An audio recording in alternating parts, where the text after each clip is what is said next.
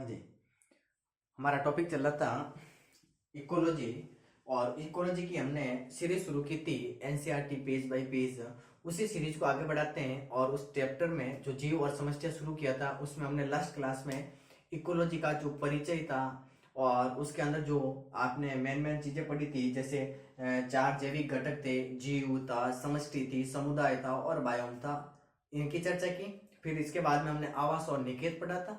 आज इस क्लास में हम नेक्स्ट टॉपिक शुरू कर रहे हैं जिसमें हम पढ़ेंगे अजैविक घटक कि कौन कौन से अजैविक घटक होते हैं। जैसे आपके सामने तापमान हो गया, जल हो गया, प्रकाश हो गई और मृदा हो गई। इन चार घटकों की आज चर्चा करेंगे हम। ठीक है, तो देखिए टॉपिक है अजैविक घटक। अजैविक घटक, अजैविक घटक मोस्टली चार हैं, आपके कोर्स के अंदर दे रखे हैं। अजैविक घटक जो चार कौन कौन से हैं, तो सबसे पहला आता है तापमान, टेम्परेचर। दूसरा घटक दे रखा है आपके सामने जल, ठीक है। तीसरा दे रखा है प्रकाश और चौथा घटक आता है आपके सामने मृदा, सॉइल, ठीक है। चार घटक हैं, टेम्परेचर, वाटर, लाइट और सॉइल, ठीक है। ये चार घटक है जो अजैविक घटक है। अब इन चार में से पूछ ले सबसे प्रमुख घटक कौन सा है, तो वो है टेम्परेचर यानी तापमान। और दूसरा सबसे प्रमुख घटक कौन सा है, तो वो है जल। तो पहले नंबर पर आता है तापमान और दूसरे नंबर पर आता है जल, ठीक है। तो सबसे प्रमुख कौन सा घटक है, तो वो है तापमान, सबसे प्रमुख घटक है। क्यों है अभी बताएंगे आपको। जल, जल दूसरा प्रमुख घटक है, दूसरा प्रमुख घटक है। तो दो बिंदु में मोस्टली याद रखना। अभी पहले सबसे प्रमुख घटक तो तापमान है और दूसरा सबसे प्रमुख घटक है वो जल है, ठीक है। अब बात करें सबसे पहले तापमान की, ठीक है। तो देखिए तापमान होता है, देखो पहली बात तो यही है कि पृथ्वी का जो औसत तापमान है वो ऋतु के अनुसार तो बदलता रहता है, ठीक है। आप देख रहे हो कि शीत ऋतु होती है, ग्रीष्म ऋतु होती है, इनके अनुसार टेम्परेचर हमेशा बदलता रहता है, ठीक है। अब बात कर रहे हैं कि दो शब्द है एनसीईआरटी के अंदर के, एक तो है कि आप भूमध्य रेखा से ध्रुवों की ओर जाओ, ठीक है, तो टेम्परेचर हमेशा घटता है। दूसरी चीज है कि मैदान से आप पर्वत की ओर जाओ तो भी टेम्परेचर घटता है। ये एनसीईआरटी की सीधी सीधी लाइन है, ठीक है। पहला घटक हम देख लो, शुरू कर रहे हैं तापमान। जो पृथ्वी का औसत तापमान है वो ऋतु के अनुसार परिवर्तित होता है, ये याद रखना पहला बिंदु, ऋतु के अनुसार परिवर्तित होता रहता है। दूसरी बात बताई इसने कि ये जो पृथ्वी है, इस पृथ्वी के बीचों बीच में जो रेखा होती है उसको कहते हैं हम भूमध्य रेखा, ठीक है। और ये होती है उत्तरी, उत्तरी और ये होती है दक्षिणी दिशा, ठीक है। अब ये कह रहा है कि ध्रुव होते हैं यहाँ पर, पोलर। ये कह रहा है कि भूमध्य रेखा से आप जब ध्रुवों की ओर जाते हैं तो टेम्परेचर घटता है, टेम्परेचर घटता है, याद रखना। दूसरा है कि जब आप मैदान से पर्वत की ओर जाओगे, मैदानों से कहा जाओगे पर्वत की ओर, तो भी टेम्परेचर हमेशा घटता है, टेम्परेचर घटता है। दो स्टेटमेंट दे रखे हैं। पृथ्वी का जो औसत तापमान है वो ऋतु के अनुसार बदलता रहता है। दूसरा है कि भूमध्य रेखा से जब आप ध्रुवों की ओर जाते हो तो टेम्परेचर कम होता है। दूसरा, मैदानों से पर्वत की ओर जाते हो तो भी आपका टेम्परेचर हमेशा कम होता है।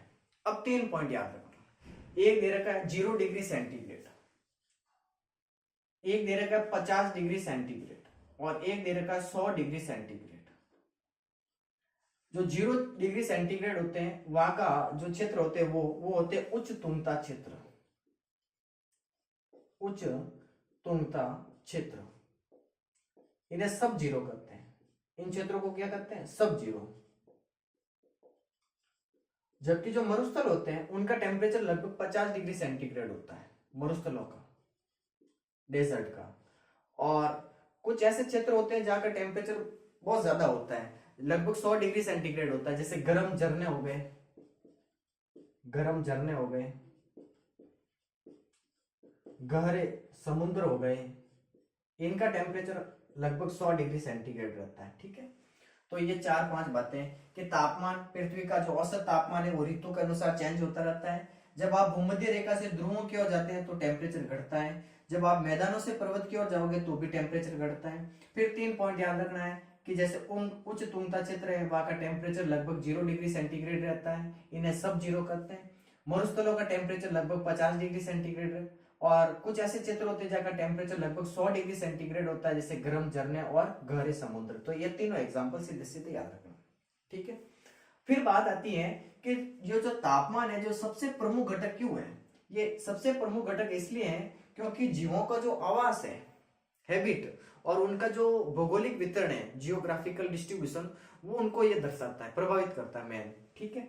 तो जीवों का एक तो ये आवास और दूसरा है भौगोलिक वितरण, इनको प्रभावित करता है। भौगोलिक वितरण, भौगोलिक वितरण, जियोग्राफिकल डिस्ट्रीब्यूशन, इनको प्रभावित करता है। जिससे क्या होगा कि जो जीव होंगे उनके जो एंजाइम की बल गति की होगी, एंजाइम की बल गति की, एंजाइम की बल गति की, एंजाइम काइनेटिक्स, ठीक है।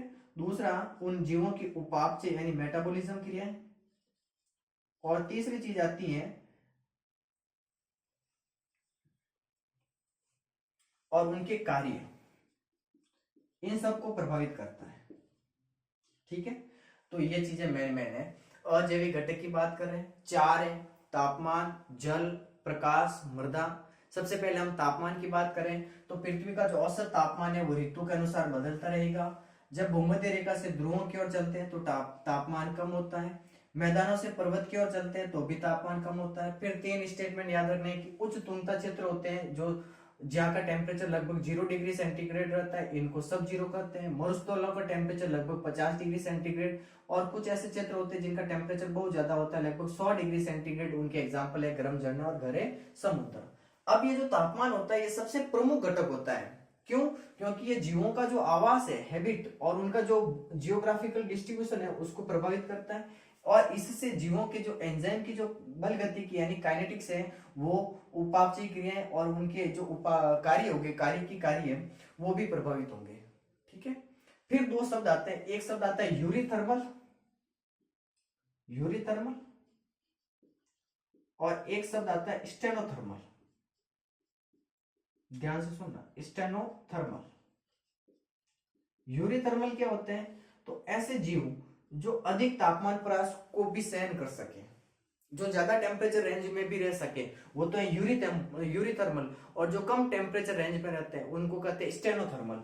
मतलब यूरिथर्मल जीव ऐसे जीव होंगे जो उच्च तापमान परास को सहन कर ले, उच्च तापमान परास को भी सहन कर ले, वो तो होंगे यूरिथर्मल। और स्टेनोथर्मल ऐसे जीव होंगे जो कम तापमान परास को सहन कर सके, कम तापमान परास को भी सहन कर सके। जो ज्यादा टेम्परेचर परास को यानी रेंज को सहन कर ले वो यूरिथर्मल, और जो कम टेम्परेचर रेंज को सहन करे वो स्टेनोथर्मल है, ठीक है। क्लियर है यहाँ तक? एक बार नोट कीजिए। फिर हम दूसरा घटक शुरू करेंगे, जल, ठीक है, लिख लो। आगे देखिए, दूसरे घटक की हम बात करें तो वो आता है जल। मिटा दो। जल की पहली बात तो मैंने आपको पहले ही बता दी कि सबसे प्रमुख घटक तो तापमान है, और दूसरा सबसे प्रमुख घटक है वो आपके सामने जल है, ठीक है। अब जल की बात करें, जैसे जल, ये जल है, इसमें सबसे पहले बात करें तो जल है ना, ये दूसरा प्रमुख घटक है, दूसरा प्रमुख घटक है। मतलब तापमान के बाद में ये आता है। पहला पॉइंट दे रखा है किताब ने कि जीवन की जो उत्पत्ति है, ओरिजिन ऑफ लाइफ, जीवन की उत्पत्ति वो कहां से हुई है? जल से हुई है। ओरिजिन ऑफ लाइफ, जीवन की उत्पत्ति कहां से हुई है? जल से हुई है, ठीक है। दूसरा, जल से क्या होता है? पादप जल पर पादप वनस्पति का प्रकार निर्भर करता है। पादप वनस्पति का प्रकार निर्भर करता है, ठीक है। तीसरी बात है कि पौधों की उत्पादकता को भी प्रभावित करता है, पौधों की उत्पादकता यानी प्रोडक्टिविटी। अब उत्पादकता क्या होती है तो आगे आएगा, हम वैसे बता देंगे। पौधों की उत्पादकता यानी प्रोडक्टिविटी को भी प्रभावित करता है। तो देखो जल के अंदर चार बात याद रखनी है कि दूसरा प्रमुख घटक है जल है। जीवन की उत्पत्ति कहाँ हुई है, जल से हुई है, तो जल इसीलिए महत्वपूर्ण है। पादप वनस्पति का जो प्रकार है, टाइप्स है, वो जल पर निर्भर करता है। पौधों की जो उत्पादकता होती है यानी प्रोडक्टिविटी, वो भी जल पर निर्भर करती है। और इसके अंदर दो शब्द है, जैसे एक शब्द है यूरी हेलाइन और एक है स्टेनोहेलाइन। यूरी हेलाइन, यूरी हेलाइन मतलब ये ऐसे जीव होते हैं जो अधिक लवणता में रहते हैं, अधिक लवणता में रहते हैं, ये अधिक लवणता को सहन कर ले, अधिक लवणता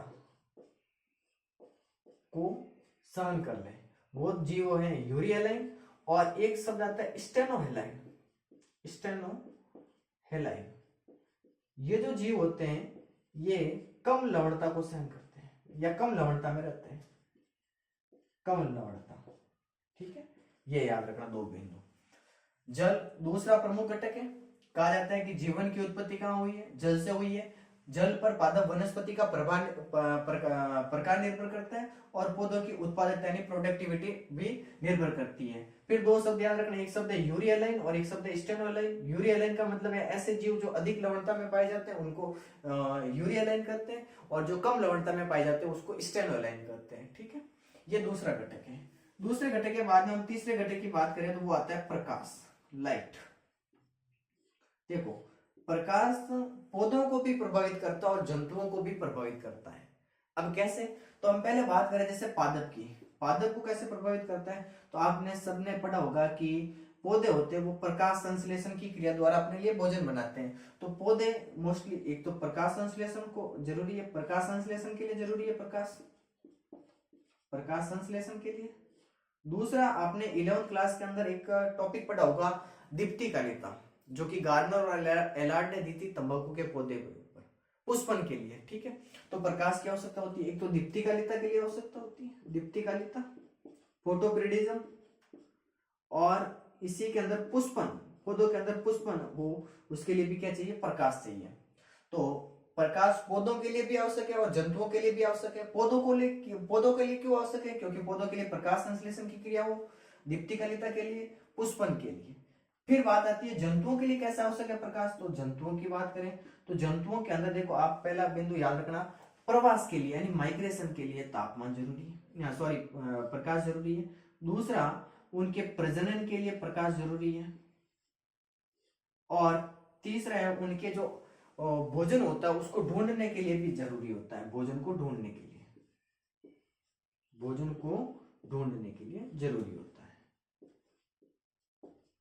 तो प्रकाश जरूरी क्यों है, क्योंकि जंतुओं के लिए प्रकाश प्रवास के लिए चाहिए, प्रजनन यानी ब्रीडिंग के लिए चाहिए, और भोजन को ढूंढने के लिए इनको चाहिए, फीडिंग के लिए। ठीक है, ये बातें याद रखना, हो जाएगी याद। फिर एक शब्द है जैसे गहरे जो महासागर होते हैं, महासागर, वहां पर प्रकाश नहीं पहुंचता है, लगभग 500 के आसपास। ठीक है, और गहरे समुद्रों के अंदर सबसे नीचे मोस्टली लाल शैवाल पाई जाती है। कौन सी शैवाल पाई जाती है, लाल शैवाल। ये ऊपर भी होती है और गहरे समुद्रों के अंदर मोस्टली लाल शैवाल पाई जाती है नीचे की साइड। ये एनसीईआरटी के अंदर दे रखा है। महासागरों जो लगभग 500 मीटर से अधिक गहरे होते हैं ना, वहां पर प्रकाश नहीं पहुंच पाता है, और गहरे समुद्रों के अंदर सबसे नीचे तलहटी में क्या पाई जाती है, लाल शैवाल, रेड एलगी पाई जाती है। ठीक है, ये तापमान के अंदर याद रखना, सॉरी प्रकाश के अंदर। और चौथा लास्ट कारक आता है मृदा। देखो मृदा के अंदर फर्जी बात है, कुछ भी याद नहीं रखना, याद रखना कि अलग अलग क्षेत्रों की मृदा होती है, उसकी प्रकृति अलग होती है, उसके गुण अलग होते हैं।